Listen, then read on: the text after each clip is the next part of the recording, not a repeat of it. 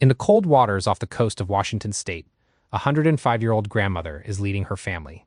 She is not human. She is an orca.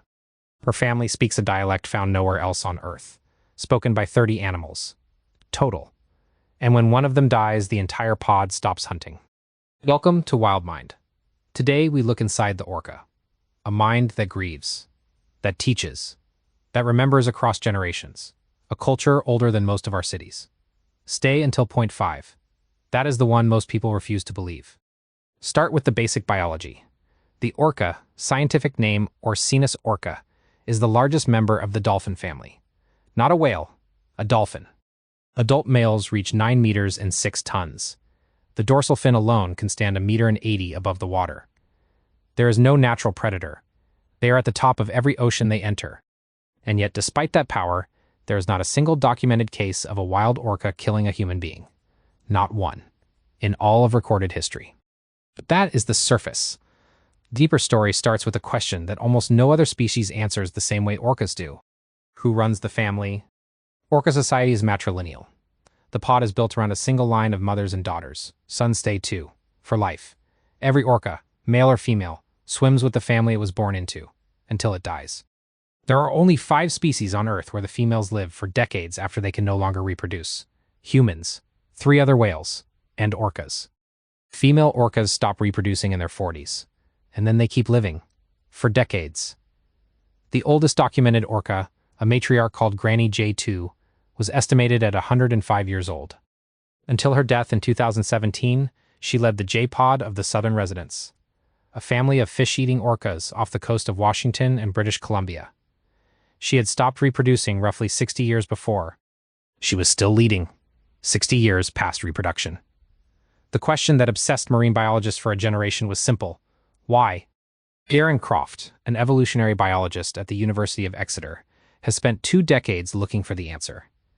In 2015, his team published a paper in Current Biology that finally got close to one. Croft and his colleagues tracked decades of demographic data on the southern resident orcas. Every birth, every death, every grandmother present or absent. They wanted to know one thing. Does an orca grandmother improve the survival of her grandchildren? The answer was yes, and the effect was significant. A young orca whose grandmother died was more than 4 times as likely to die in the following 2 years, compared to a young orca whose grandmother was still alive. The grandmother is not retired. She is essential. She knows where the salmon run.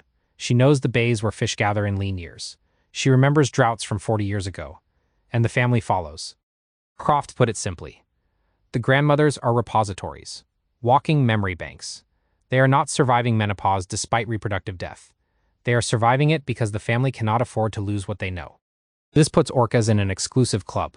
Humans, belugas, narwhals, short-finned pilot whales, and killer whales. The only mammals where grandmothers exist as a category at all. If you ever wondered why your grandmother exists, evolutionarily, the answer is the same one the orcas have been demonstrating for millions of years. The family needs her. Which brings us to the second strange fact about orca families. Each one has its own language. In 1987, the Canadian biologist John Ford published a landmark paper in the Canadian Journal of Zoology. He had spent 15 years recording the calls of orcas off the coast of British Columbia. What he found was unexpected. Every single pod he tracked had its own distinct repertoire of calls. 12 calls, 15 calls, different combinations, different acoustic shapes. And the calls did not change. From year to year, from decade to decade. The animals were not making it up. They were inheriting it. Calves born into J-pod grow up making J-pod calls. Calves born into K-pod make K-pod calls. The dialect is the family. The family is the dialect. And here is where it gets stranger. Volker Deecke, a marine biologist now at the University of Cumbria, took Ford's work further. He played recordings of related pods to each other, to see if they would respond. The orcas reacted strongly to their own dialect. They responded socially. They approached. To closely related pods that shared some call types, they showed mild attention. To unrelated dialects, they ignored the sound completely. Deecke's conclusion was straightforward. Orcas do not just have dialects. They use them to recognize who is family and who is not. Some dialects are spoken by exactly one pod. a vocabulary that exists in 30 animals worldwide, and nowhere else, ever. And when those 30 animals die, the dialect dies with them. The vocabulary is not stored in any genome. It is stored only in the living mouths of the family. Hal Whitehead, a cetacean researcher at Dalhousie University in Halifax, has spent 40 years arguing that this is not just communication, it is culture. Information passed through learning, from one generation to the next. That fits the same definition we use for human culture, and by that definition, orcas have it. Which raises the next question. If they have culture, what exactly do they pass down? Hunting techniques, specific to the family, and taught. On the coast of Patagonia, at a place called Punta Norte, a small population of orcas does something no other orcas on Earth do. They beach themselves on purpose. At high tide, a particular pod waits in the surf line. When a young sea lion comes too close to the water, the orca launches itself onto the beach, grabs the prey, and rolls back into the sea. It is one of the most dangerous hunting maneuvers on the planet. Done wrong, the orca is stranded. Done right, it eats. And it is not instinct. Calves of that pod spend years practicing on empty beaches. The mothers and aunts watch and correct. No other population of orcas in the world does this. Not the ones 100 kilometers north. Not the ones in the Falklands. Only the Punta Norte pod. They invented it. And they kept it. Off the coast of Norway, a different population of orcas hunts a different prey, with a different technique entirely. They circle huge schools of herring, tightening the circle, compressing the school into a dense glittering ball just below the surface. Then one orca slaps the ball with its tail, stunning dozens of fish at once. The pod feeds together. It is called carousel feeding. It requires precise coordination between 5 to 10 animals. It is taught. It is regional. And it does not exist in other oceans. In the Antarctic, a third technique. The pack ice killers, as researchers call them. They cooperate to swim in tight formation toward a Weddell seal resting on an ice floe, creating a coordinated wave. The wave washes the seal off the ice, into the water, where it is now in the orcas element. The whole maneuver is rehearsed for years before any pod uses it for real. Aunts and mothers correct the youngsters when they break formation. Different pods, different oceans, different prey, different solutions. None of it is genetic. All of it is learned. All of it is family-specific. Different cultures. Which puts us in an uncomfortable position. Because the only other species on this planet known to have multiple regional cultures that vary by location, are taught across generations, and persist for centuries, is us. Which brings us to the part of the story that has been showing up in the news, and almost nobody understands what they are actually watching. Since the summer of 2020, in the Strait of Gibraltar, a small population of orcas has been attacking sailboats. Specifically, surgically, the rudders. More than 700 documented incidents. At least 7 boats sunk. The population is small, around 40 individuals. Researchers call them the Iberian killer whales. The behavior started in one family. Researchers have called the matriarch White Gladys. Then it spread. Calves now do it, juveniles do it, adults from related pods do it. Nobody outside this small Iberian population does it.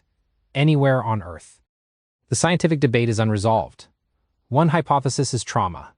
A matriarch was injured by a boat. She taught her family to disable rudders before boats could hurt them again. A learned defense. The other hypothesis is play.